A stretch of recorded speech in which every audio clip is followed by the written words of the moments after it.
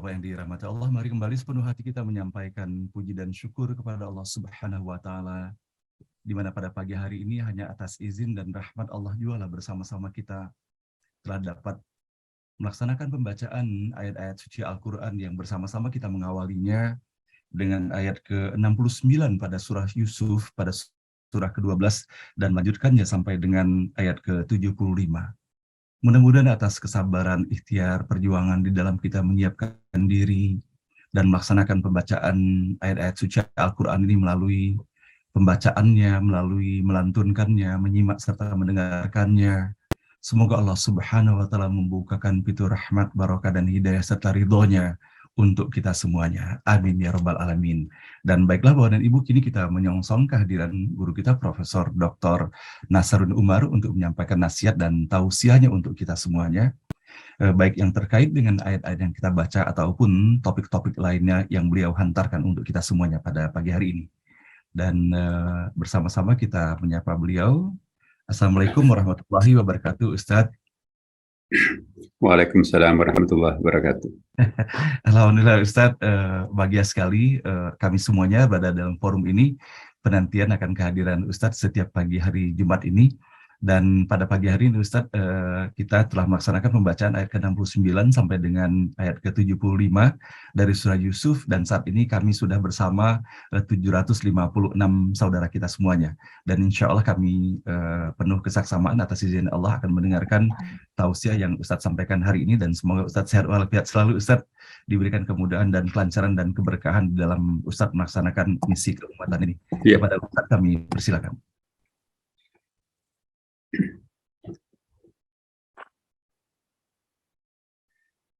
Baik,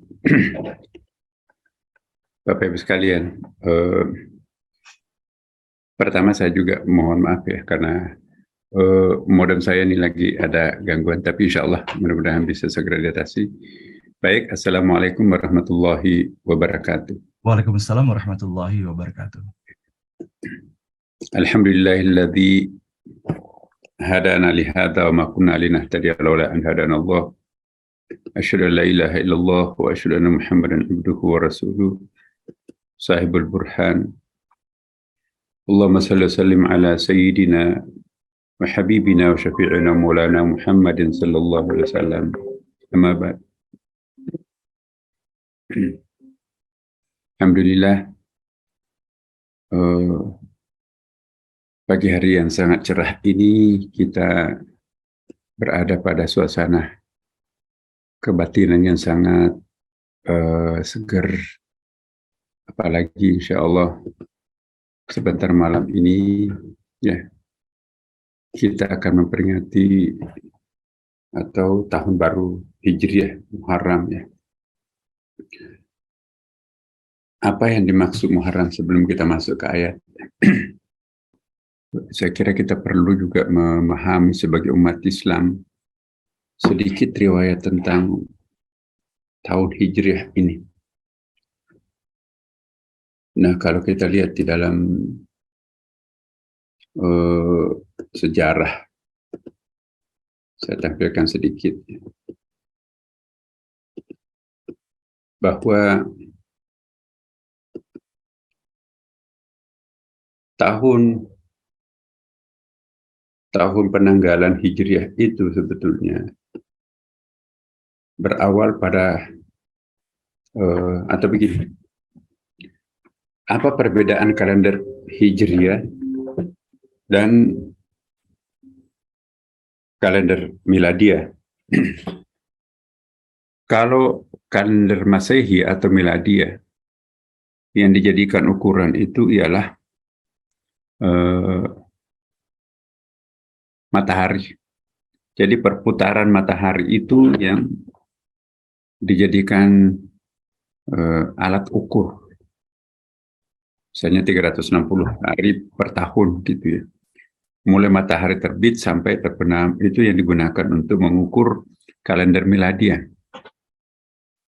Sedangkan Hijriah ialah bulan. Jadi kalender bulan inilah yang dijadikan ukuran oleh kalender Hijriah atau Islam. Maka itu kita lihat perbedaan antara matahari dan bulan.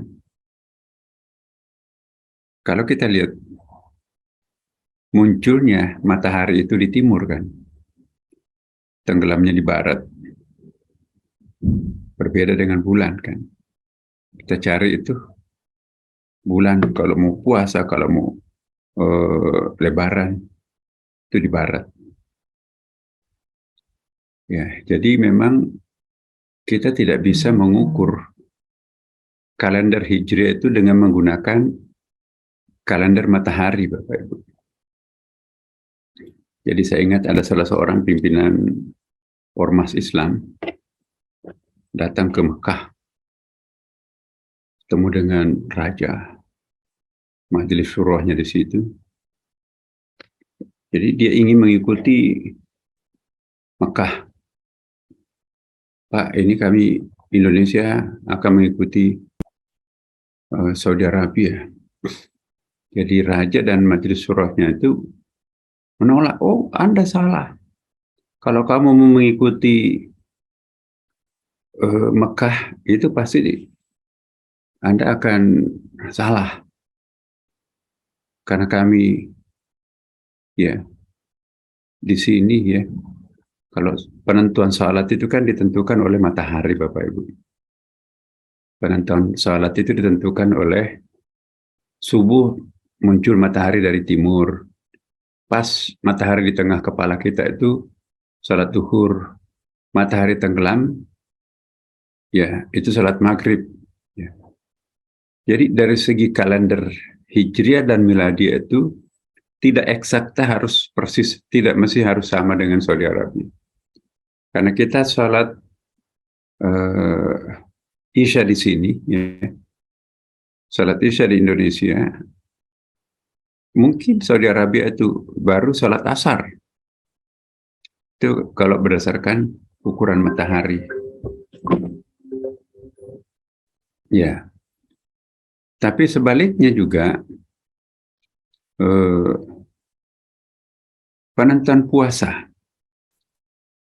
Saudi Arabia itu kan tentu duluan karena kan bulannya di situ kan lebih dekat. Ya, jadi kalau misalnya Saudi Arabia puasa detik, jam, menit sekian itu, tidak otomatis kita juga harus mengikut kepada Saudi Arabia. Karena terpot 6 jam kan Bapak Ibu sekalian. Jadi bahkan majelis syurahnya Saudi Arabia menyalahkan, kamu tidak boleh ikutan di Saudi Arabia untuk menentukan awal Ramadan atau Lebaran, karena selisih waktunya berbeda. Ya, sama juga dengan salat.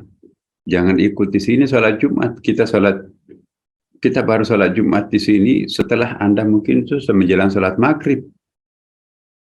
Ya, jadi kalau Bapak Ibu sekalian ada yang bertanya kemarin, loh kok kenapa kita beda dengan Saudi Arabia? Wajib beda memang. Karena kalau sama malah salah. Itu menurut perhitungan Saudi Arabia. Jadi itu sedikit perbedaan tentang kalender Masehi dan Hijriah. Nah, selisihnya karena matahari itu jauh, bulan lebih dekat, maka otomatis kita lebih cepat 11 hari daripada tahun miladiah. Artinya apa?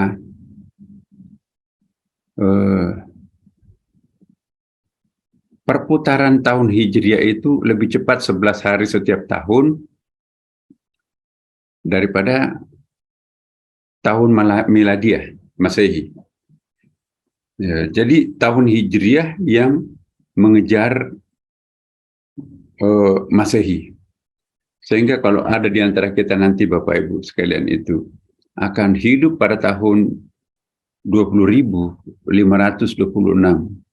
itu bertepatan tahunnya itu tahun 20.526 Masehi strep miladiah. Kalau sekarang ini kan bulannya sama kita kan, tanggal 29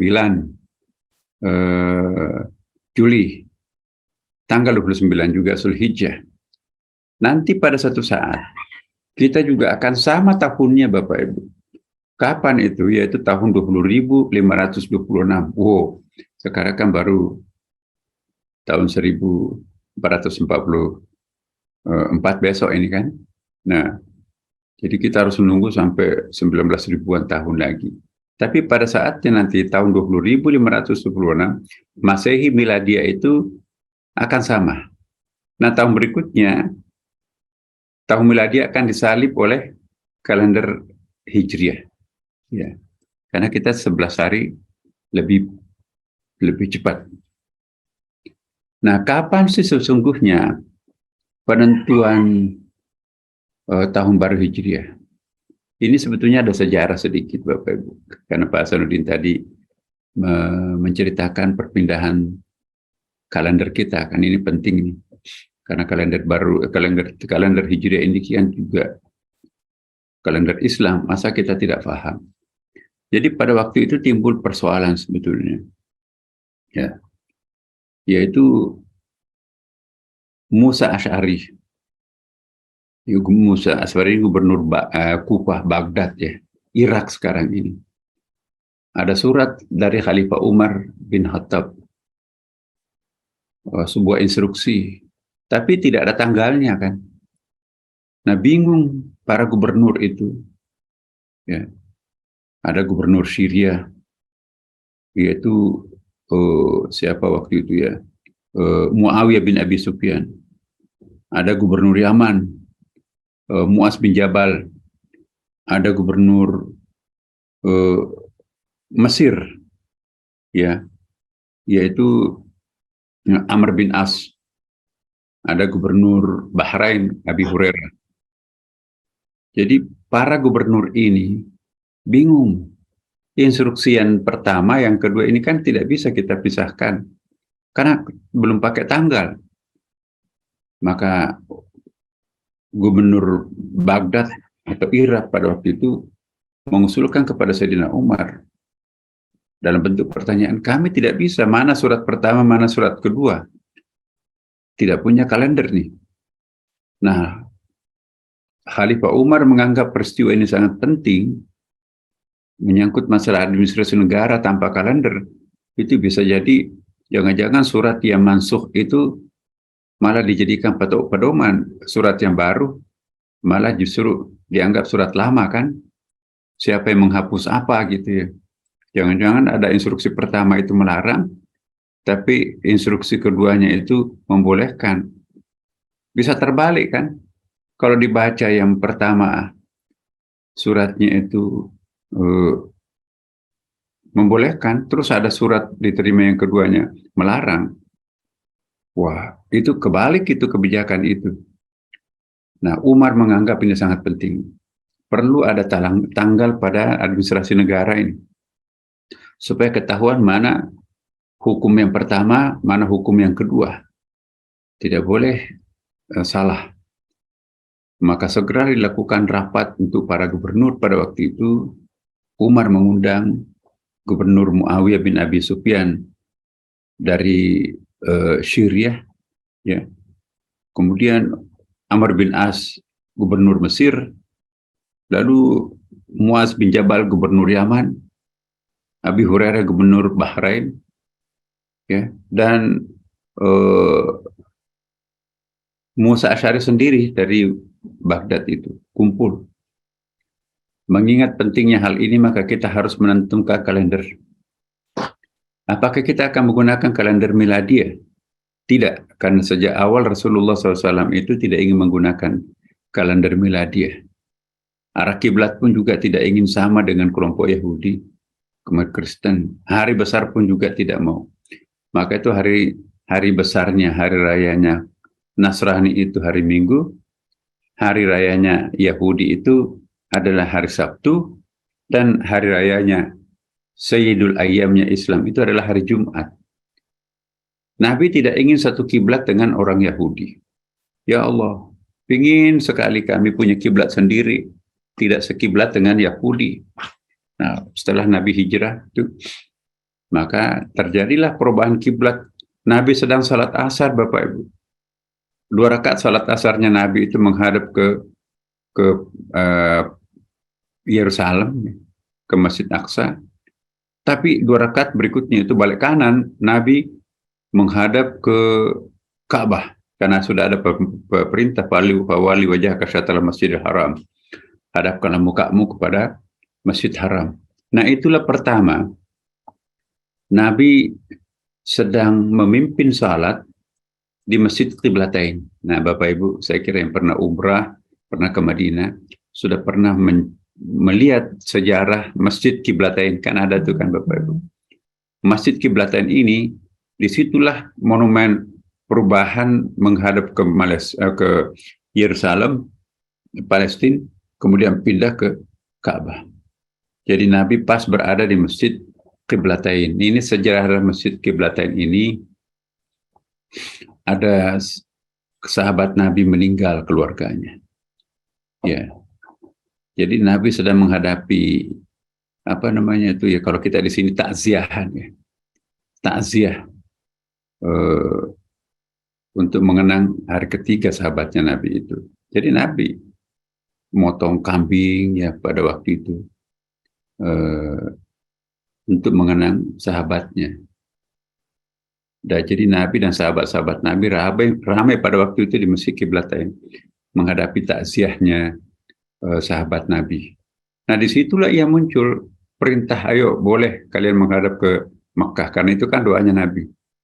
Nah, semenjak itu kita tidak pernah lagi menghadap ke Palestina, Masjid Aqsa. Selalu kita menghadap ke Ka'bah. Nah, kalender ini pun juga Nabi minta supaya kita jangan menggunakan kalender itu. Nah, kalender tradisionalnya di Makkah juga ada. Kayak kalau kita di sini kalender Jawa ada kan, Pon, Pahin dan seterusnya itu ya, Kliwon. Nah, tahunnya pun juga, tahunnya nggak ada. Jadi tahunnya itu sebetulnya kalau ada peristiwa penting, misalnya tahun gajah, Nabi lahir hari Senin tanggal 12 Rabiul Awal, tahun gajah. Apa tahun gajah itu? Pas pada hari itu ada pasukan Abraha membawa unta dan gajah untuk memikul Ka'bah pindah ke Yaman, supaya Yaman itu menjadi pusat wisata spiritual dunia. Ya, jadi dia bayangkan kalau Ka'bah pindah ke Yaman, pasti wisatawan religi itu ke Yaman. Yaman akan tambah kaya. Belum disentuh Ka'bah, datang tayran ababil tarmihim bihijaratin min sijil. Ya, datanglah pasukan burung-burung melempari mereka itu batu. Sebetulnya bukan batu, menurut Profesor Opitz atau Syekh Muhammad Abdu itu dalam tafsir Al-Manar, itu serangga yang membawa virus. Dan itu salah satu penularan jenis penyakit dari burung kepada manusia. Oleh Profesor Opitz itu dianggap sebagai virus anthrax yang tersisa hanya tulang belulangnya, sedangkan dagingnya itu mencair. Dalam bahasa Qur'annya ka'asfim ma'kul, bagaikan dedaunan yang habis dikunyah baru dimuntahkan. Lulu lantak itu pasukan Abraha itu. Tapi ironisnya, paman Nabi penjaga Ka'bah yang menghadang mereka itu tidak kena lemparan. Ini mengingatkan kita ketika Nabi Saleh yang berhadapan dengan Raja Tsamud ya. Raja Tsamud mengatakan, saya bisa percaya kepada kamu Nabi Saleh kalau kamu bisa mengeluarkan unta raksasa dari lubang kecil batu ini. Atas izin Allah, mukjizatnya Nabi Saleh, dia mengeluarkan unta kecil mini di lubang batu kecil di dinding gunung itu. Begitu jatuh ke tanah, tiba-tiba unta itu menjadi unta raksasa.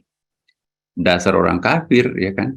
Bukannya dia percaya kepada Tuhannya Nabi Saleh, malah dia menuding Nabi Saleh itu tukang sihir. Ayo teman-teman, mari kita sate unta ini. Unta muda pasti akan empuk dagingnya itu.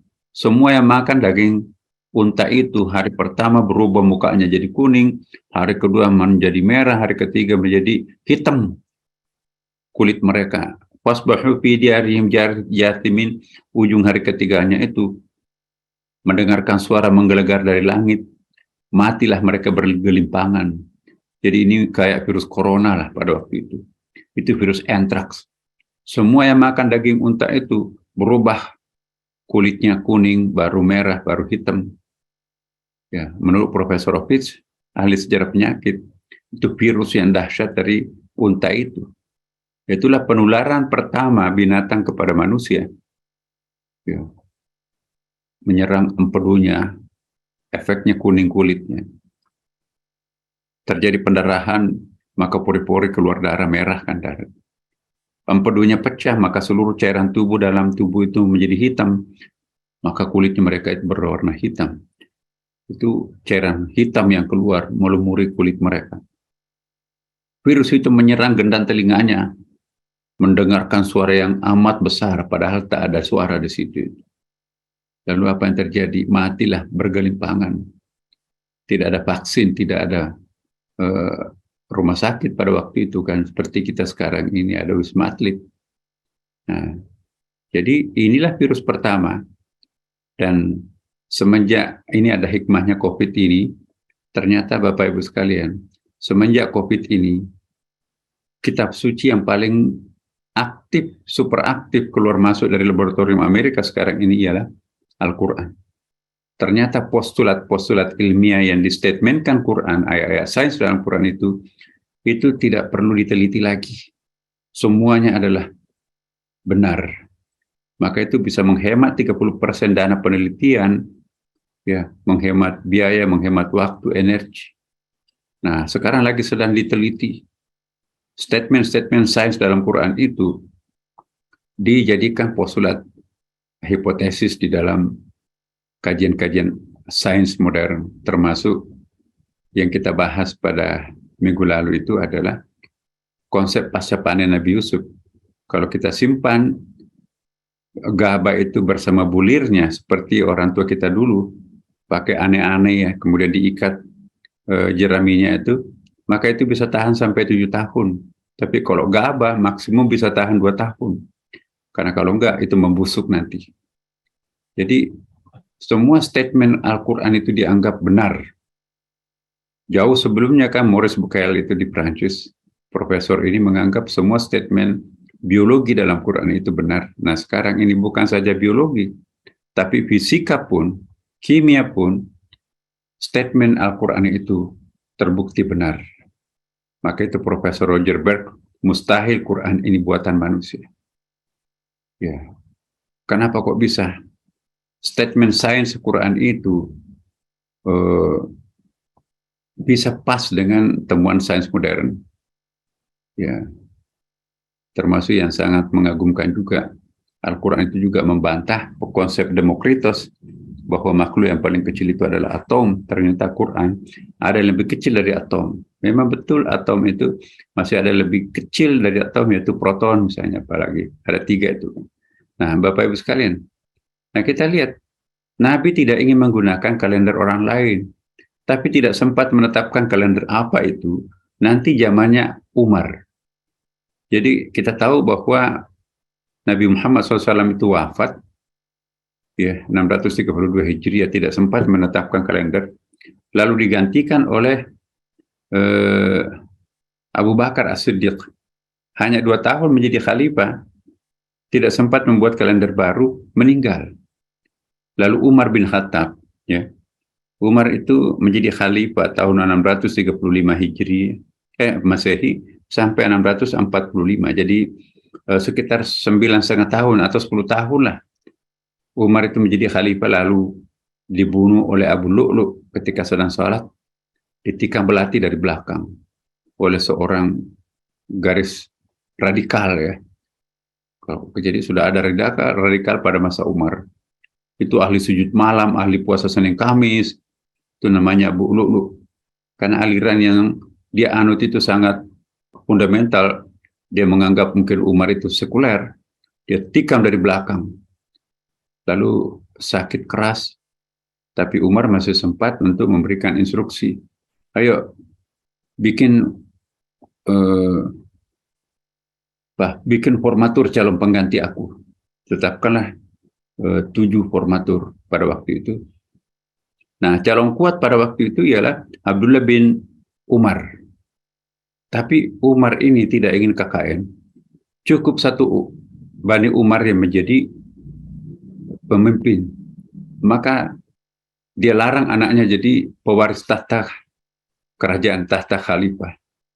Cari khalifah yang penting bukan anak saya. Padahal calon kuat Abdullah bin Umar pada waktu itu. Tegas, pinter. Akhirnya yang menjadi penggantinya adalah salah satu anggota formaturnya yaitu Utsman bin Affan. Nah, itu jadi 4 suksesi kepemimpinan sahabat termasuk Nabi itu tidak ada yang sama. Jadi konsep demokrasinya Nabi itu benar-benar musyawarah.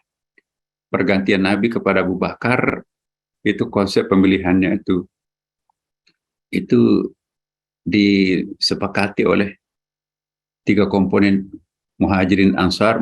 Ansar itu diwakili oleh Bani Khazraj dan Bani Aus.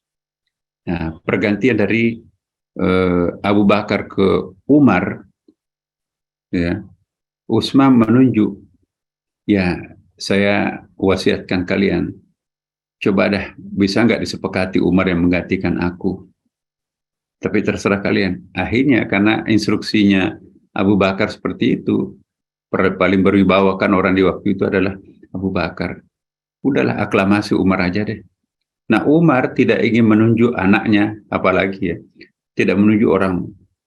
Kalian lebih tahu, bikin tim formatur 7 itu. Nah, termasuk Utsman di situ. Nah, yang terpilih, yang paling kuat suaranya itu adalah Abdullah bin Umar. No, tidak boleh. Anak saya yang saya tunjuk nanti menjadi pengganti aku. Cari yang lain. Ya, akhirnya terpilihlah Utsman pada waktu itu. Utsman juga dibunuh, maka pada waktu itu terjadi lagi sistem pemilihan. Lain lagi yang memilih Ali bin Abi Thalib, kemudian Ali bin Abi Thalib itu nanti dibunuh juga. Ya, kemudian ada sebelum sebelum wafat itu ya, saya ulangi, ya Utsman dibunuh, maka Ali pada waktu itu mengambil alih tampuk kepemimpinan sebagai pemimpin sementara.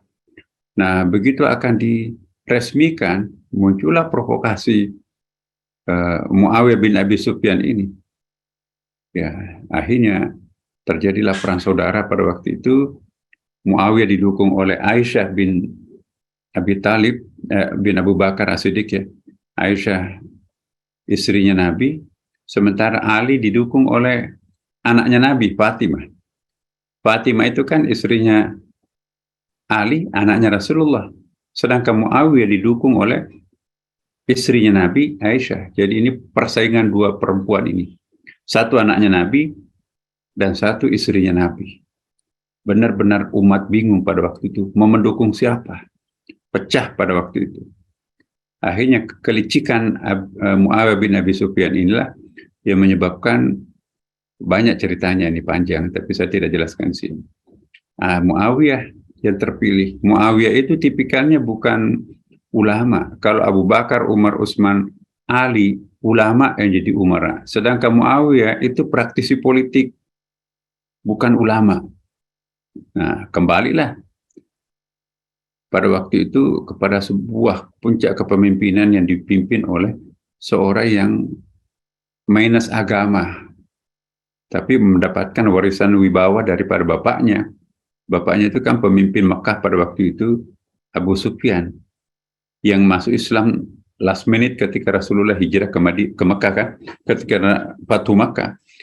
Jadi Nabi Muhammad menaklukkan kota Mekah pada waktu itu, pimpinannya Mekah waktu itu adalah Abu Sufyan. Jadi Abu Sufyan itu masuk Islam last minute-nya Nabi. 1 tahun setelah itu kan wafat ya. Nah, anaknya lah yang tidak belajar banyak tentang Islam, tiba-tiba menjadi pemimpin Islam pada waktu itu. Nah, karena dia sadar Madinah ini adalah kotanya Ali, saingan politiknya, maka dia boyonglah ibu kota negara Islam itu pindah ke Syria, ya, Syria. Jadi ibu kota Islam itu pindah-pindah itu, mulai dari Mekah pindah ke Madinah. Muawiyah bin Abi Sufyan membawa pindah ke Syam atau Syria pada waktu itu. Tapi pada saatnya rezim Muawiyah ini kalah, ditaklukkan oleh Bani Abbas. Abbas memindahkan ibu kota Islam itu ke Baghdad. Nah, Baghdad ada hulagukan menghancur luluhkan Islam pada waktu itu, ya, membangun piramid dari kepala orang Islam. Nah, terselamatkanlah wajah Islam itu oleh Turki Utsmani, pindah ke Turki. Nah, setelah Turki Utsmani pun juga bubar, maka ya sekarang jadi nation state ini. Tidak ada lagi suatu negara yang menjadi ibu kota sentralnya Islam. Nah, kembali lagi ke sejarah ini Bapak Ibu. Ini perlu pengenalan sejarah Islam ini kepada kita ini sebagai umat Islam. Jangan sampai kita lebih paham sejarahnya orang lain daripada sejarah kita sendiri. Nah, starting point dari penanggalan Islam itu pada tahun 638 Masehi. Maksudnya gini, tanggal 1 bulan 1 atau tanggal 1 Januari tahun 1 yang ditandai dengan lahirnya Nabi Isa, Yesus Kristus pada waktu itu, selisihnya dengan kalender Islam, yaitu tanggal 1 Hijriah, ya kemudian menjadi 1 Muharram tahun tahun barunya Hijriah itu, 1 Muharram tahun 1 Hijriah, yang mulai pada tanggal hijrahnya Rasulullah dari Makkah ke Madinah, dari Gua Thawr kepada Madinah itulah menjadi awal penanggalan Islam. Tapi belum pernah dipakai. Yang menggunakan itu adalah hasil rapat tadi itu. Ada 5 gubernur. Ya, timbul persoalan. Para gubernur ini masing-masing mengusulkan berbeda. Ada yang mengusulkan yang dijadikan nama kalender ini ialah tahun kelahirannya Nabi. Yaumul Wiladah. Enak itu. Karena Nabi kan dilahirkan pada tanggal yang sama, bulan yang sama, hari yang sama. Nabi Muhammad SAW lahir pada hari Senin, tanggal 12 Rabiul Awal. Wafat juga hari Senin, tanggalnya sama 12, bulannya sama Rabiul Awal.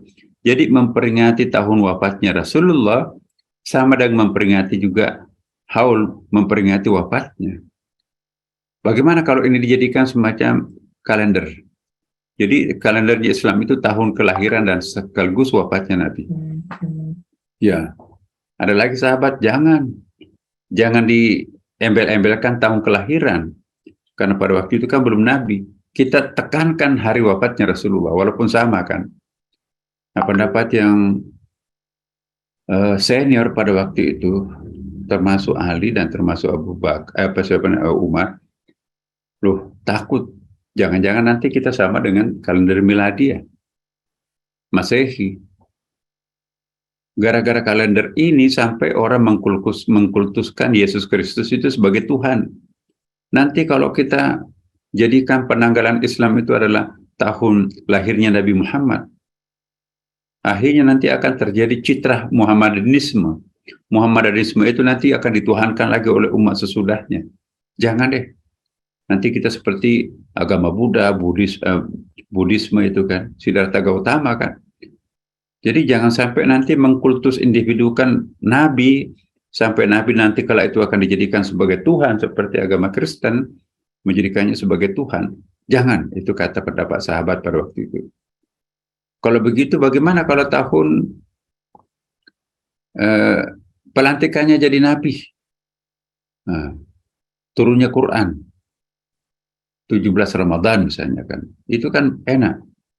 Jadi dihitungnya itu nama kalendernya itu yaitu pada tahun pelantikan Nabi sebagai Nabi dan Rasul, turunnya Iqra itu kan. Nah, tidak semua sepakat. Nanti ada dimensi sejarah lain yang hilang. Muncullah pendapat alih karena deadlock pada waktu itu tidak ada yang disepakati. Begini saja, bagaimana kalau yang kita jadikan nama kalender ini adalah Hijriah? Alasannya Ali, banyak sekali ayat-ayat hijrah dalam Al-Quran. Yang kedua, hijrah itu mulai umat Islam itu menjadi otonom, benar-benar merdeka ketika Islam itu dipindahkan dari Makkah ke Madinah. Dunia Islam atau umat Islam betul-betul memiliki dirinya setelah hijrah.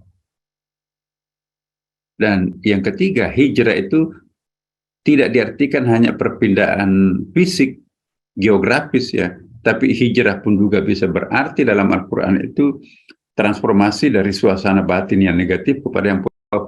Nama kalender Islam itu ialah hijrah. Masya Allah. Sampai sekarang Bapak Ibu. Nah, peresmian penggunaan tanggal baru Islam itu bertepatan dengan hari deklarasi kemerdekaan Yerusalem dari Romawi Bizantium, Bapak Ibu. Jadi Romawi Bizantium itu bertepatan dengan penandatanganan Piagam Aelia. Piagam Aelia itu mirip dengan Piagam Madinah ya. Piagam Aelia pada waktu itu ketika Umar mengkooptasi, mengambil alih Yerusalem dari penjajah Romawi Bizantium, ya. Apa yang dilakukan Umar? Terjadilah penandatanganan Piagam Aelia, mirip dengan Piagam Madinah itu. Antara lain Piagam Aelia itu, kalian wahai umat Yahudi, di situ kan daerah Yahudi ya, tetaplah beragama pada kalian, sinagog kalian, rumah ibadah kalian tidak kami ganggu. Wahai umat Nasrani, silahkan beribadah menurut agamanya, beribadah di gerejanya, tidak akan kami ganggu. Tapi jangan menghalangi kami juga mengembangkan agama Islam, ya karena itu adalah hak asasi manusia. Nah, penandatanganan Piagam Aelia ini, itulah penggunaan kalender pertama dan sekaligus peresmian kalender pertama, bertepatan pada tanggal 16 Juli 600, saya ulangi, bertepatan pada 17 Hijriah.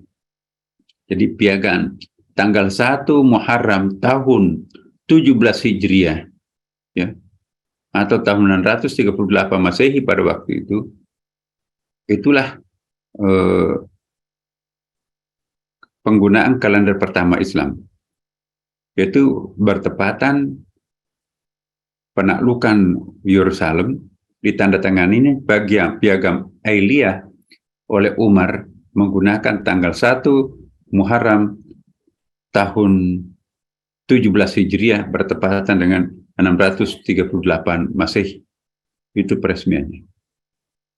Ya, jadi antara lahirnya Nabi Isa dan hijrahnya Rasulullah menjadi starting point kalender Islam itu terpaut 579 tahun. Jadi Bapak Ibu sekalian, usia kalender Masehi itu lebih tua 579 tahun daripada usia kalender Miladiah. Nah, tapi karena selalu dikurangi 11 hari lebih cepat kalender bulan, maka kita itu mengejar. Sekarang kita tahun 1443 Hijriah. Besok ini kita akan pindah 1444 Hijriah. Nah, jadi kejar itu. Sedikit saya sampaikan ini Bapak Ibu ya, karena banyak di antara kita itu belum paham ya sejarah kalender Hijriah ini. Nah, apa yang dimaksud Hijriah? Ya, tadi itu apa ya? Tahunnya kan Bapak Ibu. Tapi tahunnya itu kan kita masih menggunakan kalender Hijriah, misalnya Safar, Rabiul Awal, Rabiul Tsani, Jumadil Awal, Jumadil Akhir ya kan. Ada Rajab, ada Syaban, ada Ramadan. Nah, itu mengikuti kalender-kalender lokal pada waktu itu, dan juga Eropa juga sama kan sebetulnya. Misalnya pada bulan Oktober, ya kalau kita di Amerika ya, bulan Oktober itu yang ada ember-embernya itu kan dingin ya. Oktober itu mulai sifar. Kalau musim kuning, kan? Kalau salju mau datang kan Bapak Ibu, kuning semua daunannya. Enak sekali. Saya dulu di Kanada ya, di Montreal. Pada saat saya ingat betul liburan yang paling nikmat itu ketika musim kuning. Apartemen kami dulu di sana itu di Bukit ya. Di Bukit itu melihat kehamparan itu seperti semua pohon-pohon itu emas, berdaun emas. Seumur hidup di Indonesia kita nggak pernah lihat pemandangan kayak gini. Seluruhnya daun-daun itu kuning. Enak sekali, seperti mata tidak ingin berkedip melihatnya. Masya Allah, cantik banget. Itu kuning. Nah, itu disebut bulan Safar. Safar itu artinya kuning. Ya. Nah, setelah musim kuning muncul, itu kan gugur kan Bapak Ibu. Setelah daun-daun itu menguning, gugur. Masya Allah, kayak semua kota mati itu. Pohon-pohon itu daunnya hilang semuanya itu. Tinggal tangkai-tangkainya kayak pohon mati itu kan. Kenapa? Gugur. Nah itu November dan Desember itu disebut bulan Rabi'. Kalau masih guguran pertama itu ya mungkin 80%, masih ada 20% yang belum gugur semua. Maka itu ada namanya Rabiul Awal. Rabiul Awal itu gugur pertama. Rabiul Tsani itu pokoknya total kecuali pohon palem, kecuali pohon Natal itu loh yang tidak pernah gugur daunnya itu. Maka itu menjadi simbol pohon Natal kan. Nah setelah berguguran semuanya Rabiul Awal, Rabiul Tsani, Rabi artinya gugur, muncullah dingin kan, salju turun. Tapi salju pertama itu, ya kalau di Kanada itu bahasa Inggrisnya salju itu 4. Salju yang pertama turun itu kayak beras tuh. Tuh, kok kenapa ada beras yang turun? Persis besarnya beras itu, kena badan kita itu. Oh itu pertanda, sebentar lagi salju itu akan turun. Sebenarnya, ini kan juga salju, iya, tapi bahasa Inggrisnya juga lain. Nah setelah itu turun kayak kapas-kapas itu, seumur hidup barusan lihat salju turun pada waktu kami itu di tahun saya di Montreal itu di McGill tahun 1994 ya. Nah, kemudian itu namanya Jumadil Awal ya, dingin. Tapi Jumadil Akhir itu setelah membeku, jadi kita bisa naik mobil di atas danau. Jamat itu artinya membeku, Jamadil Akhir. Jadi sudah bukan lagi, ya pokoknya sudah beku, es sudah jadi keras tuh, bisa bermain ski di atasnya kan. Nah setelah itu muncul bulan Maret itu bulan Rajab ya kan. Rajab itu artinya mencair salju itu. Jadi Rajab itu artinya mencair, cair semua tuh. Nah, jadi kalau sudah cair semuanya, muncullah bulan April, ya itu Sya'ban. Sya'ban itu musim semi ya. Orang Sya'ban itu apa artinya? Sya'ban itu lembah. Kenapa? Kalau bulan April itu ya, Sya'ban itu orang semua turun ke lembah. Nanam gandum, nanam kembang, ya kan ini musim subur ya. Semua orang menanam pada bulan Sya'ban, maka itu disebut lembah. Nah, tapi setelah panen, berikutnya kembang-kembang itu kan, kalau di Washington itu ada cherry blossom itu ya. Nah, bulan berikutnya itu mulai panas. Wah, panas. Maka itu muncullah disebut Ramadan. Ya, Mei Juni itu biasanya Ramadan ya. Ramadan itu artinya membakar pangan panas ya. Panas sekali. Jadi Ramadan itu musim panas.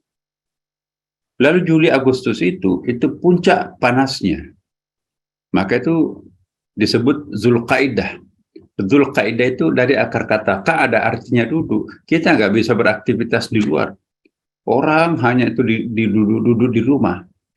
Mau bercocok tanam nggak ada air. Mau keluar rumah panas membakar. Jadi di rumah aja. Maka itu disebut dengan Zulqaidah. Nah itu turis-turis barat itu kan. Zulqaidah ini banyak ke Indonesia tuh. Karena tidak tahan di negerinya sangat panas. Nah, kemudian nanti Zulhijjah. Nah jadi itulah Bapak Ibu. Bahasa Arab. Jadi sebetulnya kalender-kalender kita itu kombinasi antara kalender lokal yang berbeda itu tahunnya. Nah, inilah materi kita hari ini memperkenalkan suasana Hijriah. Nah, adapun materi yang kita harusnya bahas hari ini ya, saya kira tadi saya sudah sampaikan ya bahwa kisah-kisah tentang Nabi Yusuf itu bukan hanya menjadi cerita pengantar tidur. 3/4 jumlah ayat Al-Quran itu kisah. Dan kisah yang paling panjang dalam Quran itu kisahnya Nabi Yusuf. Dan Nabi Yusuf itu diceritakan bukan hanya di dalam surah Yusuf, tapi juga dalam surah yang lain, ada surah Taubah dan seterusnya. Nah, jadi banyak sekali pemandangan, pengalaman Nabi Yusuf itu dikisahkan dalam Al-Quran. Seperti apa tadi Pak Hasanuddin juga sudah menyampaikan ya, tapi saya kira ini saja dulu Pak Hasanuddin, mudah-mudahan ada informasi baru buat kita tentang kalender Hijriah ini. Makasih, Assalamualaikum warahmatullahi wabarakatuh. Waalaikumsalam warahmatullahi wabarakatuh. Masya Allah, terima kasih Ustadz atas penyampaian dengan keluasan ilmu dan pemahaman dan penafsiran Ustadz atas seluruh yang terkait di dalam sejarah hijrahnya Rasulullah SAW maupun pesan-pesan yang terdapat di dalamnya, termasuk pula dengan apa yang Ustadz garis bawahi kembali mengenai betapa pentingnya kita memahami kisah-kisah di dalam Al-Quran, bukan hanya sekedar kisah yang terjadi pada masa lalu, apalagi dijadikan penghantar tidur semata, namun di dalamnya terdapat pesan-pesan yang luar biasa dari Allah sebagai tuntunan untuk kita semuanya. Terima kasih Ustadz atas semuanya ini. Semoga apa yang Ustadz sampaikan menjadi ilmu yang barokah bagi kami semuanya, dan semoga Ustadz pun diberikan berlipat ganda ganjaran serta keberkahan, dan Allah perluas lagi ilmu Ustadz sehingga semakin leluasa lagi Ustadz menyampaikan pesan untuk kami dan kepada seluruh umat. Nah baiklah Ustadz, kita akan memasuki pertanyaan yang sudah hadir di dalam kolom chat ini maupun pesan yang khusus dihantarkan untuk disampaikan di dalam forum ini Ustadz. Nah yang pertama Ustadz, kami ingin menyampaikan pesan yang disampaikan oleh teman-teman yang merupakan perwakilan dari peserta ngaji bareng online ini, mereka-mereka yang merupakan tokoh yang peduli masalah lingkungan Ustadz. Masalah bagaimana mengatasi dan mengelola sampah yang semakin tidak terkendali sekarang ini Ustadz, dan terutama juga di dalam membangun kesadaran masyarakat.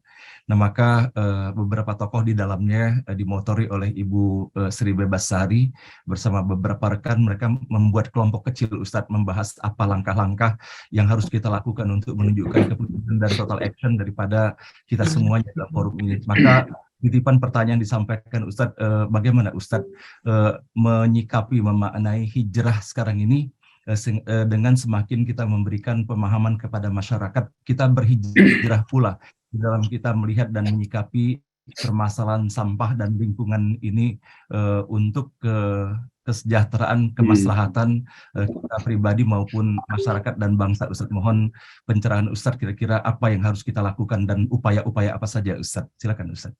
Bagus sekali. Terima kasih Bapak Ibu sekalian. Sebetulnya ini konsep hijrah ini.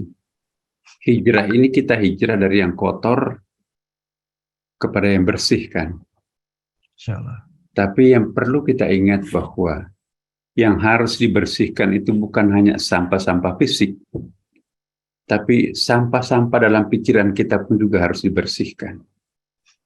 Tidak mungkin kita bisa membersihkan lingkungan hidup kita kalau pikiran kita itu banyak sampahnya. Salah satu sampah pikiran itu egoisme yang sangat-sangat melebar, ya kan. Tidak peduli lingkungannya, yang penting aku dapat poin keuntungan materi di situ. Bakar itu, daripada kita nanti nebang satu persatu pohon itu berapa ongkosnya. Ya, kalau disiram dengan bensin dalam tempo 1 jam 3.000 hektar bisa pohonnya hancur. Ya, sisa-sisa pembakarannya itu jadi pupuk, enak kita langsung tanami ya kelapa sawit. Dalam tempo 5 tahun kelapa sawit yang berbuah dan hasilnya bisa dimonopoli karena minyak goreng tidak dikendalikan Bulog, dikendalikan oleh hanya 5 orang tuh. Nah, tapi kos lingkungan hidupnya ditanggung oleh satu negara yang berpenduduk 300 jiwa. Jadi kita adalah korban, victim kerusakan lingkungan yang dinikmati segelintir oleh orang yang nenek moyangnya tidak ada yang terbaring dalam taman makam pahlawan. Yang nenek moyangnya, orang tuanya terbaring di taman makam pahlawan. Itu pengontrak rumah-rumah di pinggiran kota tuh. Yang menghuni menteng, yang mempunyai gedung pencakar langit segitiga emas. Nggak ada tuh sejarahnya, tetes darahnya memproklamirkan, memperjuangkan bangsa ini. Nah, jadi ini ada ketidakadilan. Sampah-sampah dalam pikiran kita pun juga harus dibersihkan. Ketidakadilan. Ya. Itu ketidakadilan itu sampah pikiran. Mau menang sendiri, kaya sendiri. COVID di Indonesia pindah ke Singapura. COVID di Singapura pindah ke rumahnya di Australia. Habis Australia kena pun juga ada apartemennya di Kanada, di Amerika. Enak banget. Nah, kita dikepung COVID seperti itu. Itu satu. Yang kedua, dalam hadis Nabi, ayat pun juga banyak. Ya. Kenapa setiap kitab-kitab kuning itu diawali dengan kitab Taharah? Bab tentang kebersihan, kesucian. At-taharatu minal iman. Kebersihan, kesucian itu separuh dari iman. Tidak sah salatnya orang kalau nggak bersih. Tidak sah ibadah-ibadah lain termasuk puasa kalau kita nggak bersih. Ya. Maka itu yang namanya sampah. Kita mengenal konsep najis kan. Apa itu najis? Kotor. Tidak sah kalau kita bersentuhan dengan najis. Maka itu Nabi banyak hadisnya sangat penting untuk dihafal oleh para pengamat pelestari lingkungan. Misalnya, la yubalu fil ma'il jari. Ini hadis Nabi sahih. Jangan membuang kotoran pada air yang mengalir. Artinya jangan menjadikan sungai itu sebagai WC umum dan tong sampah umum. La yubalu fil ma'ir rakit. Jangan membuang kotoran pada air yang tergenang. Rawa-rawa itu jangan dijadikan tong sampah atau jangan dijadikan WC umum. Ya. Kita perlu menghijaukan lingkungan, jangan membakar, jangan menebang. Oh, kita tuh membelalak matanya melihat pohon. Pulang kampung, ini kalau digergaji, diekspor ke Amerika, ini berapa meter kubik.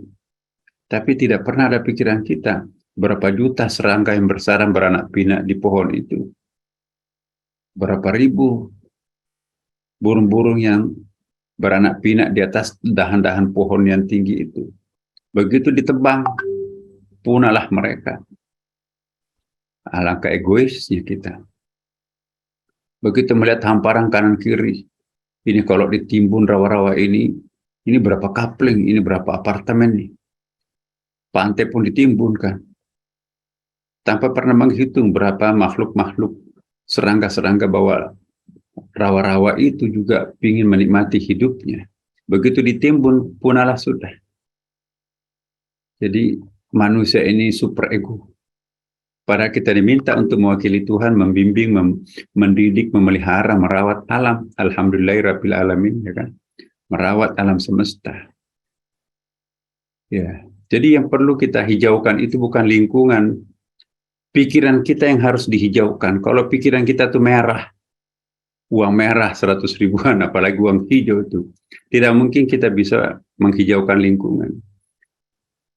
Jadi kita itu diminta menjadi khalifah dengan kualitas feminin. Allah menegaskan bahwa aku itu Ar-Rahman Ar-Rahim.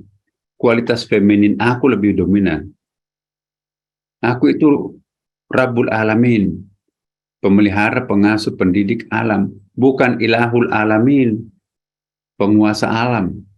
Jadi ilahun itu maskulin. Rabbun itu feminin. Nah, Allah memperkenalkan dirinya dalam Al-Quran. Alhamdulillahi Rabbil Alamin.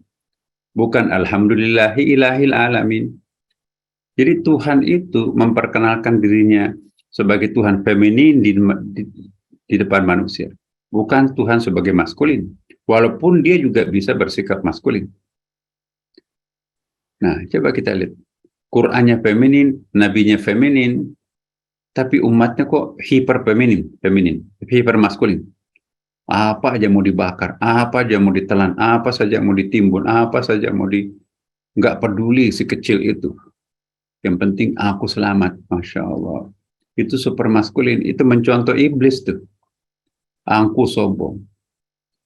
Nah, jadi saya kira yang paling penting untuk kita rubah dulu bukan lingkungan, lingkungan pikiran kita sendiri harus hijau sebelum menghijaukan lingkungan. Kalau enggak, itu hanya kamuflase. Oh, ini loh saya tanam nih.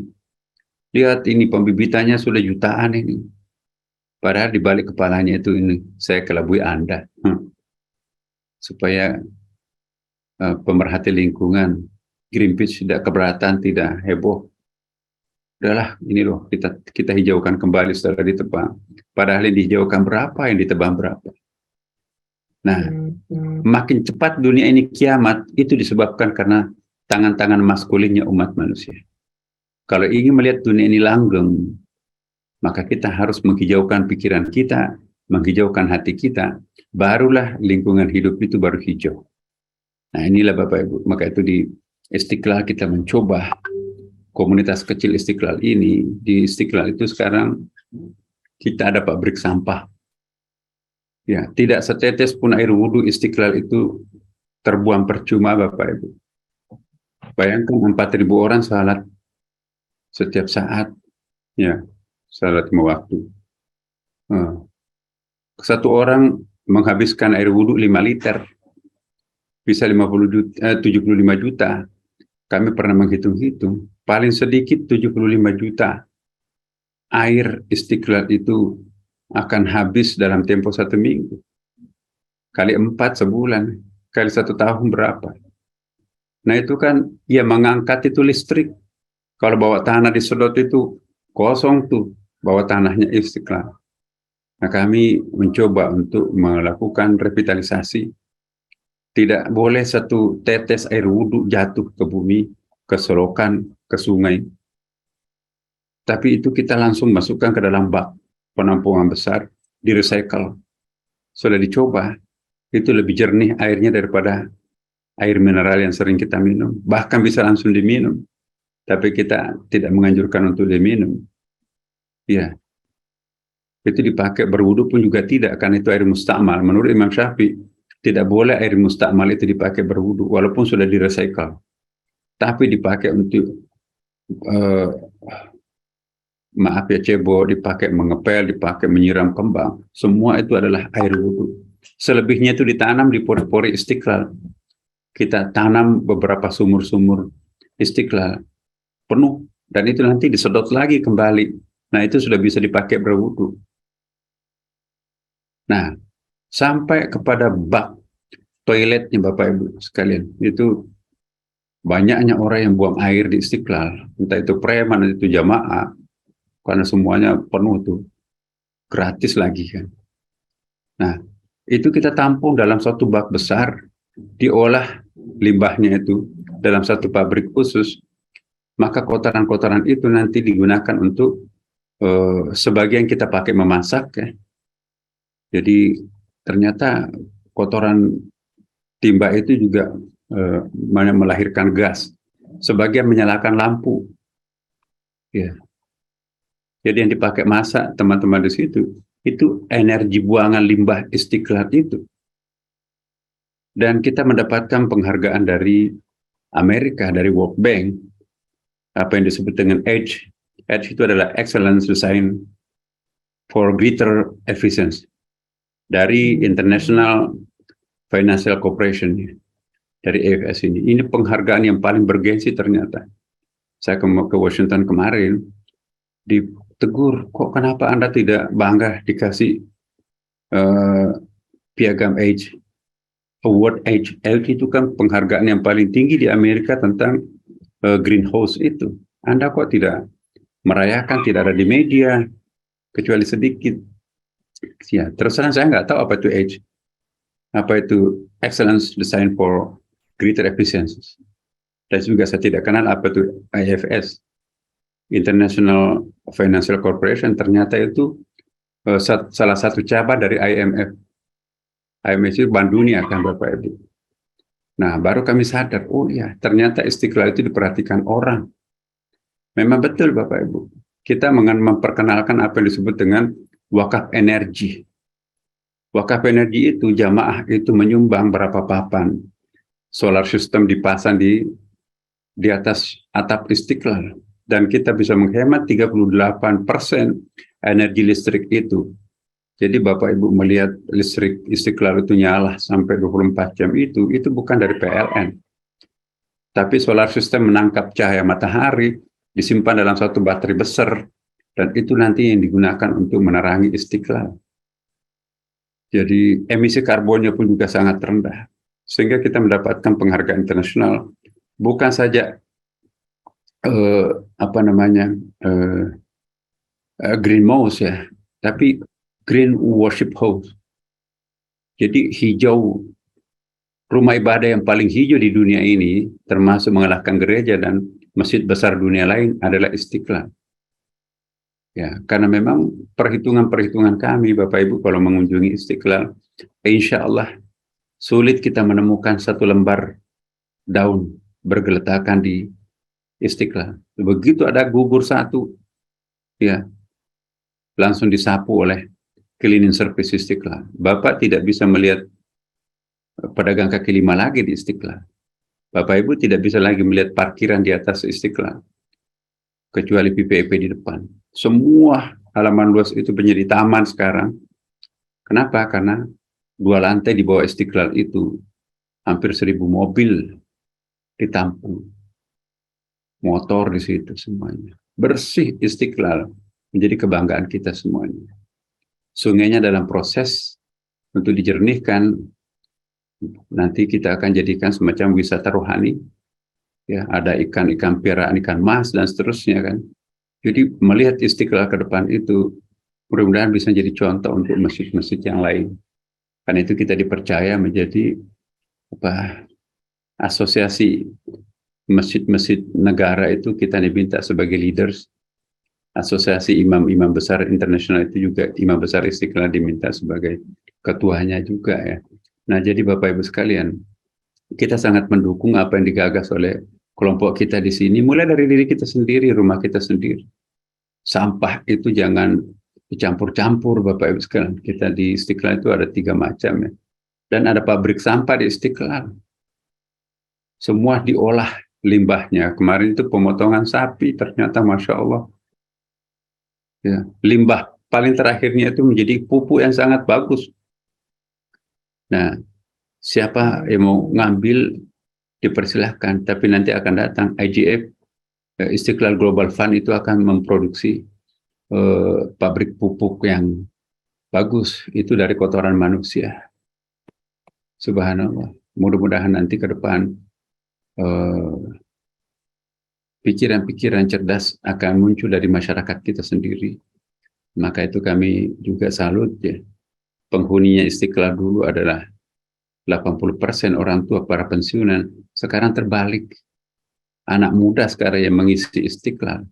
Kenapa? Karena para artis, para public figure diberikan suguhan-suguhan menarik dari mereka untuk mereka sendiri kan.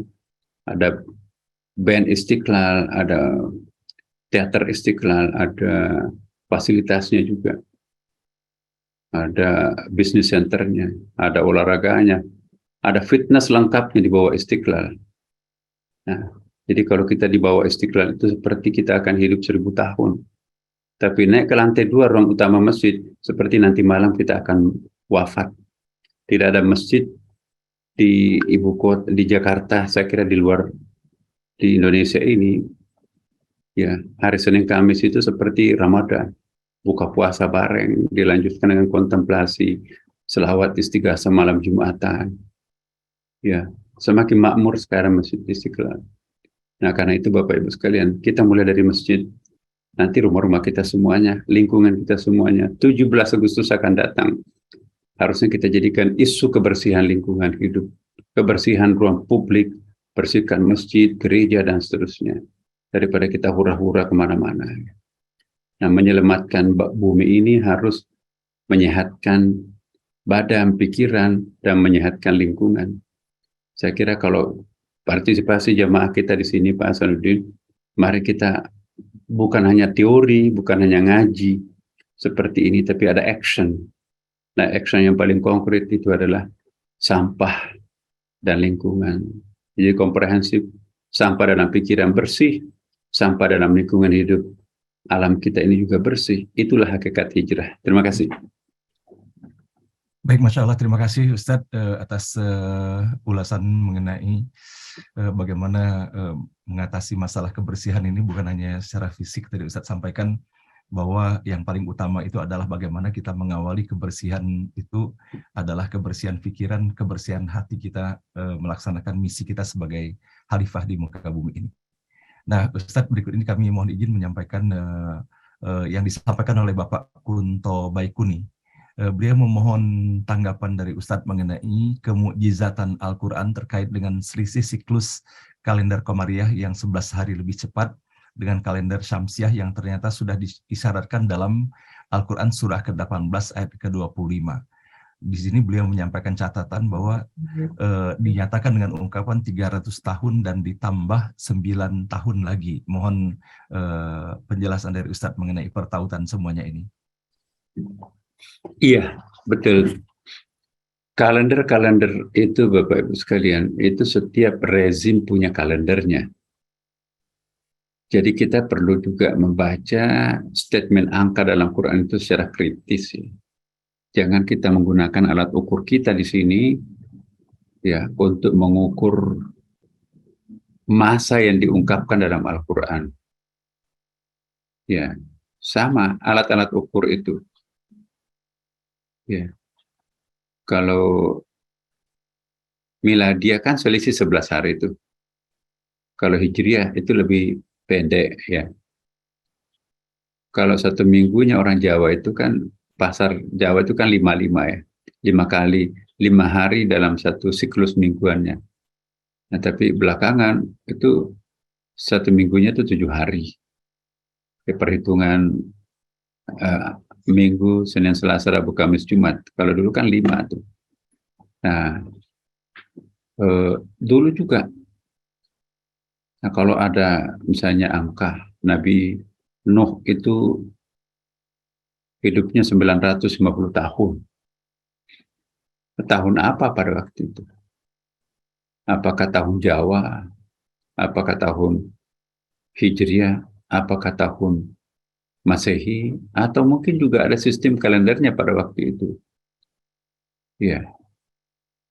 Kata-kata angka dalam Quran tidak bisa dipahami menurut ukuran angka kita sekarang. Misalnya gini. Inna anzalnahu fi lailatul qadr. Lailatul qadr khairum min alfi syahr.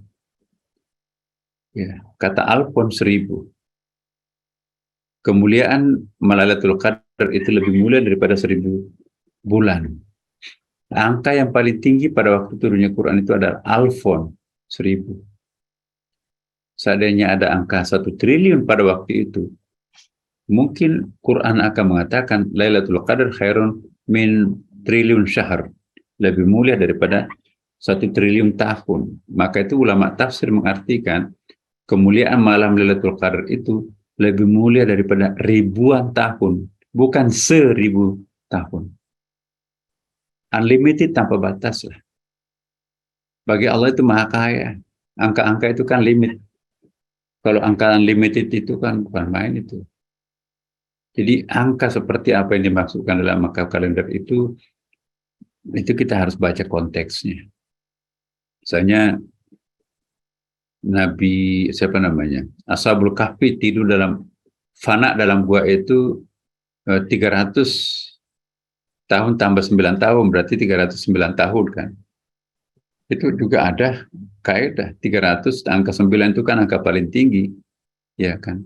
Artinya mungkin lebih dari itu atau mungkin angkanya pada waktu itu ya 1 tahunnya misalnya 3 bulan, 1 tahunnya mungkin 1 kali siklus alam misalnya. Kalau siklus musim salju. Kalau di sana kan di Kanada bagian utara itu ya, ada namanya Saint Petersburg di Rusia paling utara ya. Di situ kita pernah salat maghrib, isya, subuh sekaligus, cuma 45 menit malam. Nah, jadi siklus perhitungan kalendernya juga apa yang dijadikan ukuran. Karena itu saya tidak ingin memberikan informasi yang eksakta tentang kalender atau angka-angka yang disebutkan dalam Al-Quran. Sebab setiap masa itu punya sistem kalendernya masing-masing. Sama juga dengan angka panjang, ukuran panjang dan pendek. Ada hadis Nabi, tingginya Nabi Adam itu 60 hasta. Ya. Apa itu 60 hasta? Ya, 60 hasta itu coba. Kalau tingginya Nabi Adam itu 60 siku. Siku apa? Apa siku kita yang sekarang di Indonesia yang pendek atau sikunya Nabi Adam yang sesuai itu? Berarti sama dengan menara Istiqlal tuh. Ya. Tingginya menara Istiqlal itu adalah 6.666 cm. Sama dengan jumlah ayat Al-Quran kan. Jadi Istiqlal itu semua punya angka-angka itu. Ya. Ada 17 diameter kubah kecilnya itu pertanda 17 Agustus ya. Ada 7 di situ juga pintunya, dan 45 diameter kubah besarnya itu lambang Istiqlal 17 bulan 8 45. Ya, lantai 5 Pancasila atau rukun Islam. 12 tiangnya itu 12 Rabiul Awal, tahun kelahiran Nabi, atau 12 bulan dalam setahun. Itu full meaning Istiqlal itu. Dan seterusnya Bapak Ibu sekalian. Jadi saya kira nanti kita akan lihat bersama ya konteksnya ayat itu.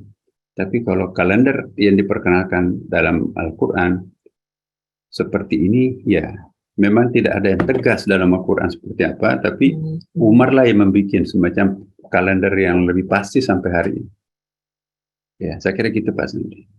Baik, terima kasih Ustadz. Apakah masih ada waktu Ustadz? Ya, silakan. Oke. Baik Ustadz, sepertinya kita ingin memberikan kesempatan nih kepada Ibu Sri Bebasari Ustadz untuk menyampaikan komentar dan apresiasinya terhadap apa yang Ustadz sampaikan pada hari ini mengenai bagaimana kebersihan itu diawali dengan kebersihan hati dan pikiran. Silakan Ibu Bebasari untuk mengunmute-kan audionya. Silakan Bu. Pak Hasan, Assalamualaikum warahmatullahi wabarakatuh. Assalamualaikum warahmatullahi wabarakatuh. Silakan Ibu. Assalamualaikum Pak Nasaruddin. Waalaikumsalam. Ini konsultan kita nih. Ya, saya pikir sih ini memang saya punya cita-cita ingin sekali Masjid Istiqlal ini menjadi pusat pendidikan untuk kebersihan lingkungan, khususnya kebersihan masjid ya, Pak Nasaruddin. Jadi mungkin apa yang sudah ada di Masjid Istiqlal ini bisa menjadi acuan panduan untuk masjid-masjid kita di Indonesia ini. Itu aja sih sebetulnya cita-cita saya. Tetapi memang untuk masjid besar, masjid kecil nanti akan ada perbedaan pendekatan sih Pak. Karena saya juga nyoba untuk pilot project yang kecil itu di Masjid Al-Hidayah Pak. Kemarin juga saya langsung periksa tempat sampahnya, toiletnya, dan jadi nanti inginnya di khotbah Jumat segala macam itu adalah topik-topik mengenai kebersihan ini Pak Nasar gitu. Karena saya sih masih sering melihat ya masjid-masjid yang lain itu tempat sampahnya, toiletnya itu masih belum mencerminkan kebersihan sebagian dari iman gitu.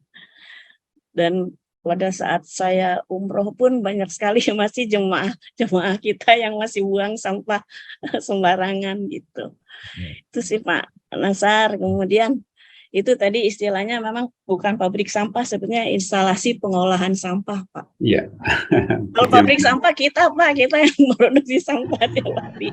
Jadi instalasi pengolahan sampah dan limbah di situ. Dan mudah-mudahan itu juga berjalan operasionalnya Pak. Nanti juga akan coba saya cek ke PUPR siapa, karena baru berganti itunya manajernya. Pak Hasanuddin, saya nggak berani bicara banyak kalau ketemu Pak Nasar. Baik. Takut salah. Waalaikumsalam warahmatullahi wabarakatuh. Baik Ibu Ya, Besari. jadi Pak Ibu Dr. Sri ini adalah dokter di bidang sampah dan lama menjadi pejabat di KLH dan juga konsultan di berbagai tempat ya. Kami juga memperkenalkan Bapak Ibu bahwa salah seorang yang menjadi konsultan kita di Istiqlal dalam bidang persampahan adalah Ibu ini, Ibu Sri. Masya Allah. Ya, jadi kami keliling belajar Bapak Ibu. Siapapun tamu datang ke Istiqlal, kita minta membeberkan rahasia saran-sarannya. Kotak saran, internet, segala macam.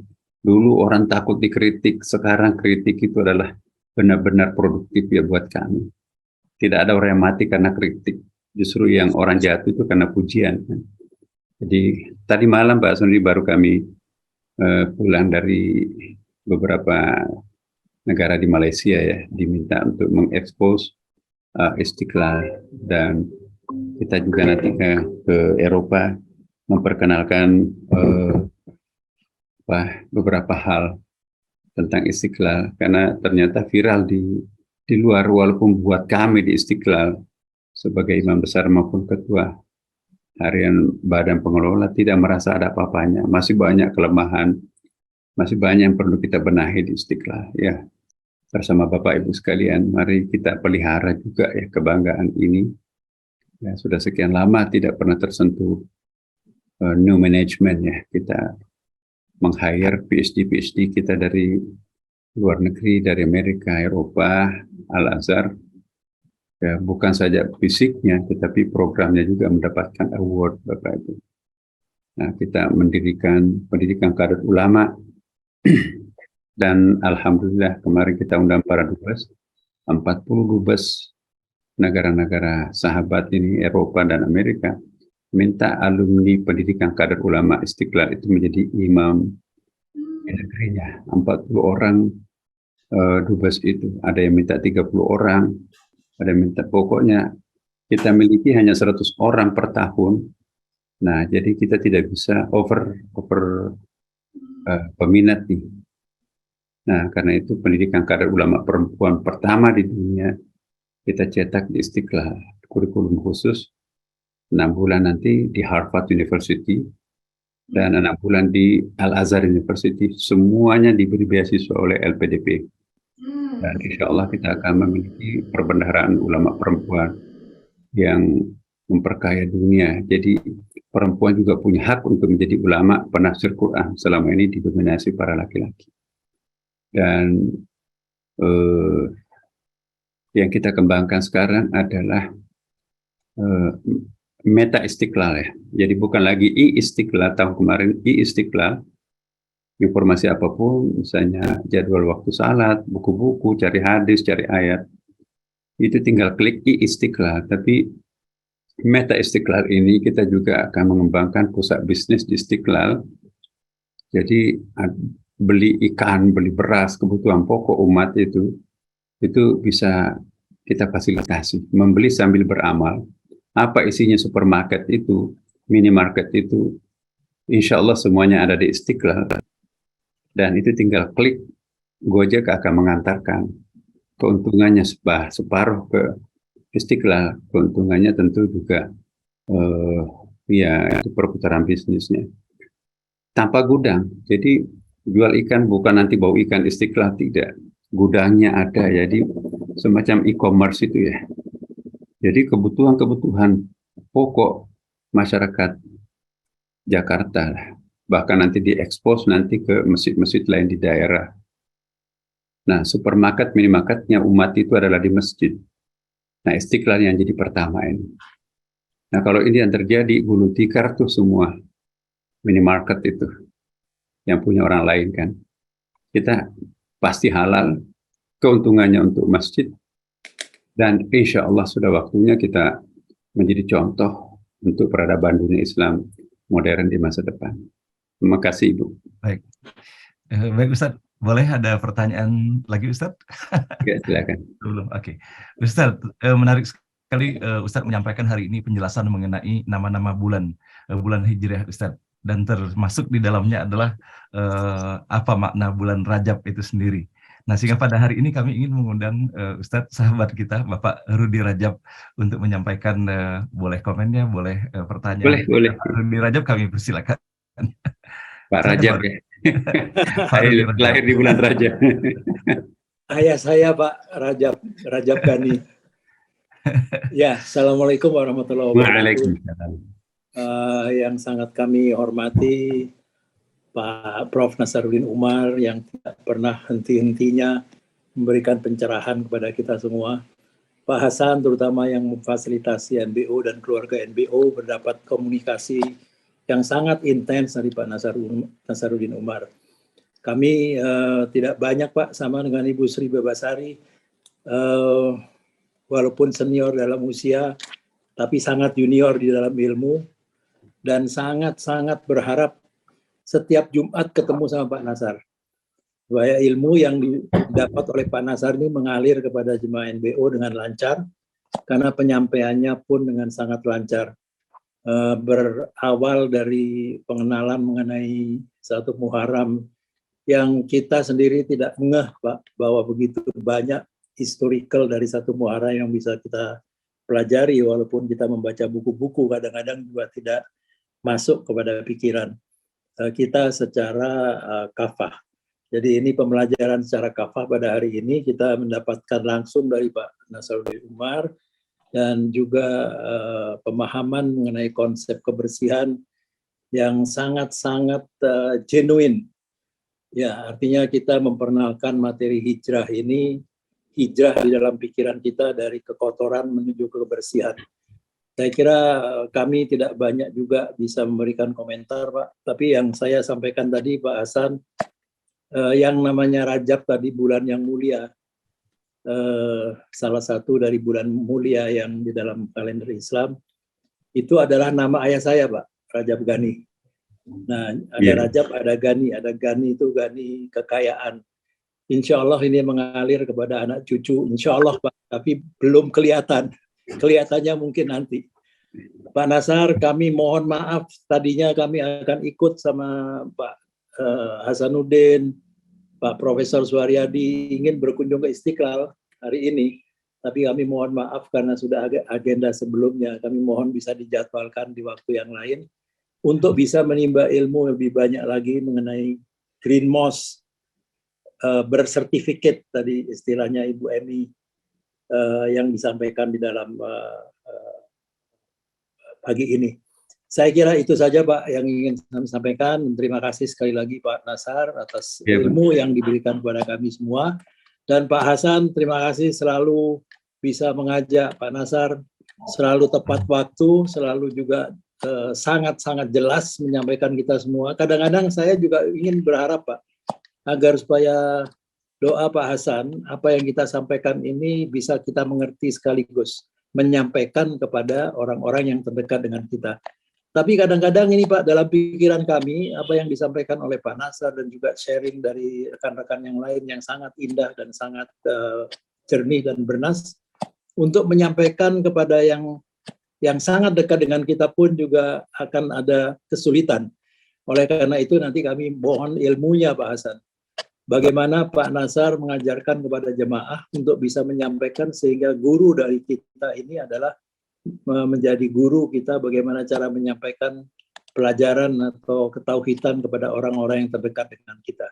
Sekian saja Pak Hasan. Assalamualaikum warahmatullahi wabarakatuh. Waalaikumsalam warahmatullahi wabarakatuh. Terima kasih Pak Rudi. Apakah dari Ustadz ada yang mau ditanggapi Ustadz dari yang disampaikan oleh Pak Rudi? Iya Pak. Terima kasih Pak. Saya terima kasih informasi. Ya, mudah-mudahan berkah untuk kita semuanya. Amin. Gitu aja, Pak.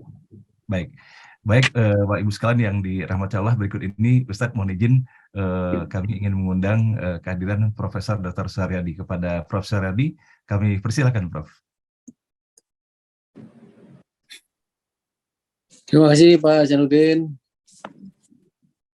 Pak Profesor Nasaruddin yang kami muliakan, para jamaah yang masih 774 ya sampai saat ini ya, tadi mendekati 900. Assalamualaikum warahmatullahi wabarakatuh. Waalaikumsalam warahmatullahi wabarakatuh. Saya kira penjelasan Pak Rudi tadi juga memberi gambaran kepada kita semua bahwa memang kita semua jamaah itu nanti-nanti setiap Jumat ini muncul Pak Nasaruddin, sehingga kalau kadang-kadang Pak Nasaruddin ada tugas entah ke daerah atau ke luar negeri terus agak lama gitu, menjadi kangen sekali ya, karena memang Pak Nas itu bisa memberikan satu uraian dengan sangat jelas, gamblang, dan kita jadi ngeh ya, berbagai hal yang kita tadinya tidak tahu menjadi tahu, dan penjelasannya itu begitu lengkap ya. Saya kira saya belum pernah menemui seseorang yang pengetahuannya begitu luas, yang menyebutkan nama-nama gubernur-gubernur tadi itu semua dihafal semua dengan sangat bagus. Apalagi yang menyangkut ayat-ayat ya udah pasti sangat luar biasa. Tapi yang paling hebat memang Pak Nas ini menjadi figur yang sangat sulit dicari bandingannya, karena selain kaya juga kaya pengalaman praktis sebagai dirjen, sebagai wamen, kemudian sekarang sebagai ustadz besarnya di Istiqlal, dengan segala macam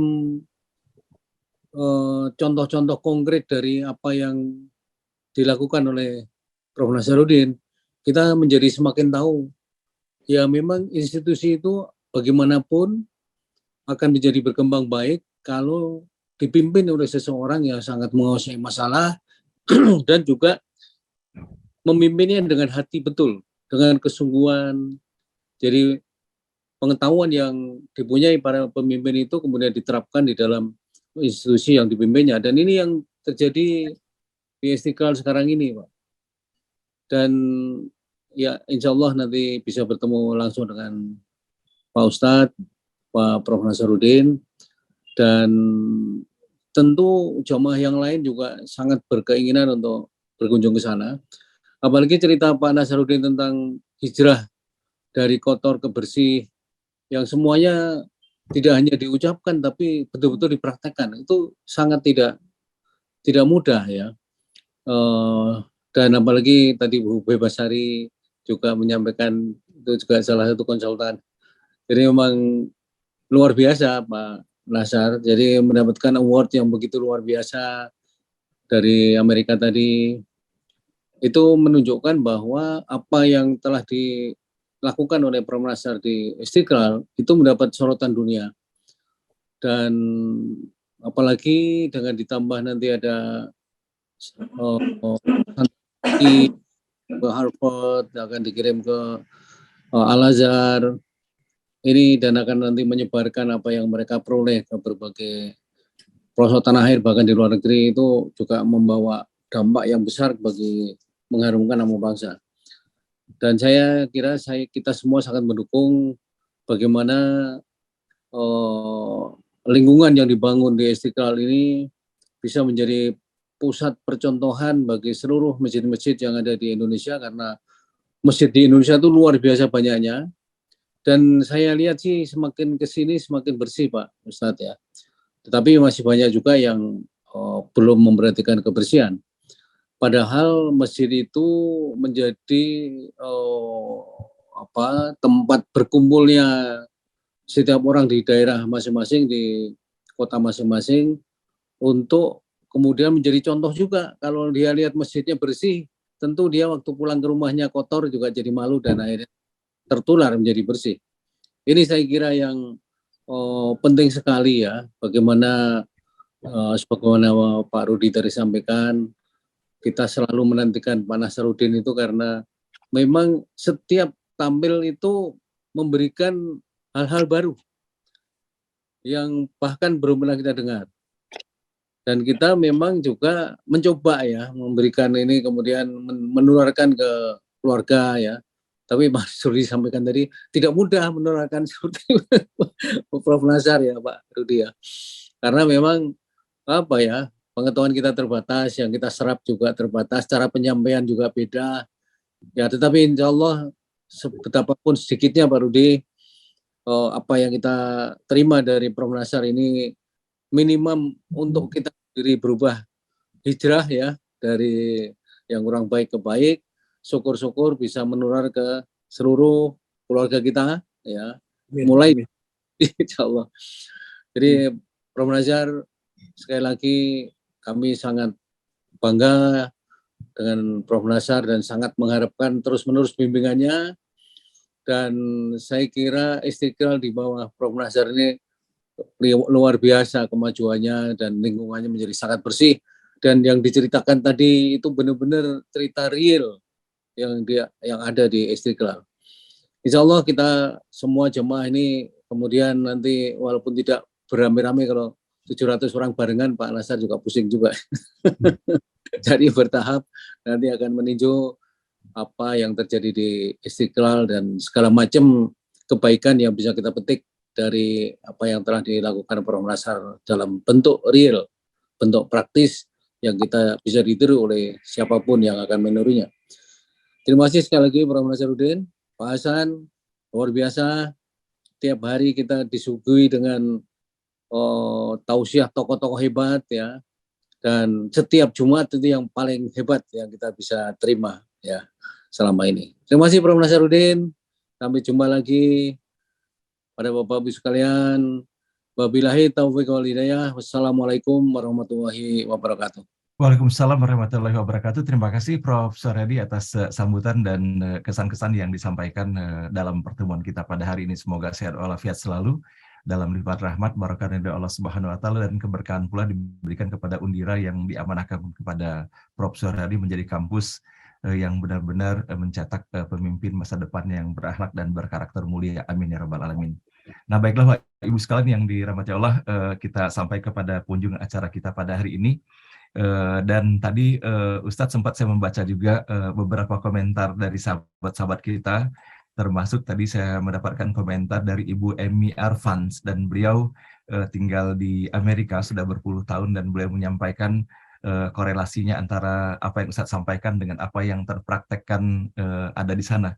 Jadi beliau menyampaikan bahwa memang betapa pentingnya keberadaan hati yang menjadi panglima di dalam melaksanakan kegiatan-kegiatan termasuk menyangkut masalah kebersihan ini sendiri. Nah, baiklah Ustadz, dikarenakan ini hari Jumat, kami tahu bahwa Ustadz akan banyak sekali kegiatan hari ini, dan kami pun mendengar bahwa Wapres pun akan berkunjung ke Istiqlal ya Ustadz hari ini. Maka Ustadz pasti akan sibuk sekali, sehingga apabila Ustadz masih ada yang mau disampaikan atau menutupnya dengan doa, kami persilakan Ustadz. Baik Bapak, mari kita saling mendoakan untuk mewujudkan yang terbaik untuk Allah, semuanya untuk Allah. Jangan ada popularitas individu. Ya, kita apalah artinya kita dibanding dengan apa yang Allah berikan pada kita. Ala hadhihi niyyah wa ala kulli niyatin salih wa ila hadratil Mustafa Nabi sallallahu alaihi wasallam wa khususan jama'atina hadha al-Fatihah. A'udzu billahi minasyaitonir rajim. Bismillahirrahmanirrahim. Alhamdulillahirabbil alamin arrahmanir rahim maliki yaumiddin. Iyyaka na'budu wa iyyaka nasta'in ihdinas siratal mustaqim siratal ladzina an'amta 'alaihim ghairil maghdubi 'alaihim waladdallin amin amin ya Allah. Bismillahirrahmanirrahim. Bismillahirrahmanirrahim. 'Ala Allah. Bismillahirrahmanirrahim. Billah. Bismillahirrahmanirrahim. Bismillah ma sha Allah la ya'ti bil khairi illa Allah. Bismillah ma sha Allah la yasifu su'a illa Allah. Bismillah ma sha Allah ma kana min ni'matin fa min Allah. Bismillah ma sha Allah wa la hawla wa la quwwata illa billah. Bismillah dhahara Rasulullah, Bismillah ja'a nasrullah, Bismillah ta'amullah, Bismillah baradat karatullah, Bismillah tamat kalimatullah, Bismillah rukibat khuyulullah, Bismillah intasyarat binullah, Bismillah lama atayatullah, Bismillah ja'at rijalullah, Bismillah nahnu fi amanillah, Bismillah hidubatullah, Bismillah dakhalna fi sahati la ilaha illallah, Bismillah kharajna ala sahra'i Muhammad Rasulillah. Bismillah qul kullu min indillah, Bismillah wa kafa billah, Bismillah nahnu al-ghalibuna bi'idhnillah, Bismillah alhamdulillah wa la ilaha illallah. Allahumma ja'al ijtima'ana hadha ijtima'an marhuma wa tafarruqana ba'dahu tafarruqan ma'suma wa la taj'al fina shaqiyyan wa la mahruma. Allahumma la tufarriq jam'ana hadha illa bidhammin maghfur wa sa'i mashkur amalan salihan maghfur wa tijaratin lan tabur ya aziz ya rabbal alamin. Allahumma rabbirhamna kama rabbana shighara. Rabbi zidna ilman mubaraka warzuqna fahma رضينا بالله ربا وبالإسلام دينا بمحمد النبي واتباعه رسولا رب ارحمهما كما ربونا صغارا ربنا آتنا في الدنيا حسنة وفي الآخرة حسنة وقنا عذاب النار وأدخلنا جنة مع الأبرار يا عزيز يا غفار يا رب العالمين وصلى الله على سيدنا وحبيبنا محمد صلى الله عليه وسلم سبحان ربك رب العزة عما يصفون سلام على المرسلين والحمد لله رب العالمين. الفاتحة. أعوذ بالله من الشيطان الرجيم. بسم الله الرحمن الرحيم. الحمد لله رب العالمين الرحمن الرحيم مالك يوم الدين إياك نعبد وإياك نستعين اهدنا الصراط المستقيم صراط الذين أنعمت عليهم غير المغضوب عليهم ولا الضالين. الحمد لله. السلام عليكم ورحمة الله وبركاته. Waalaikumsalam warahmatullahi warahmatullahi wabarakatuh. Masya Allah, terima kasih Ustadz atas tausiah dan kehadiran Ustadz pada hari ini. Sungguh insya Allah sangat memberikan kesan yang sangat mendalam bagi kami semuanya. Sehingga semoga ilmu yang telah Ustadz sampaikan dan bagikan kepada kami semuanya menjadi ilmu yang barokah bagi kami, untuk dapat kami memahami dan paling utama adalah mempraktekkannya di dalam kehidupan kita sehari-hari. Dan semoga pula kepada Ustadz yang telah membagi ilmu ini, semoga apa yang Ustadz berikan menjadikan catatan amal jariah di sisi Allah Subhanahu wa Ta'ala. Terus Allah lipat gandakan ganjaran bagi Ustadz dan Allah berikan kesehatan dan kemudahan dalam Ustadz melaksanakan misi karena Allah di dalam kehidupan ini. Terima kasih Ustadz, mohon maaf lahir dan batin dari kami semuanya. Wabillahi taufiq wal hidayah. Wassalamualaikum warahmatullahi wabarakatuh.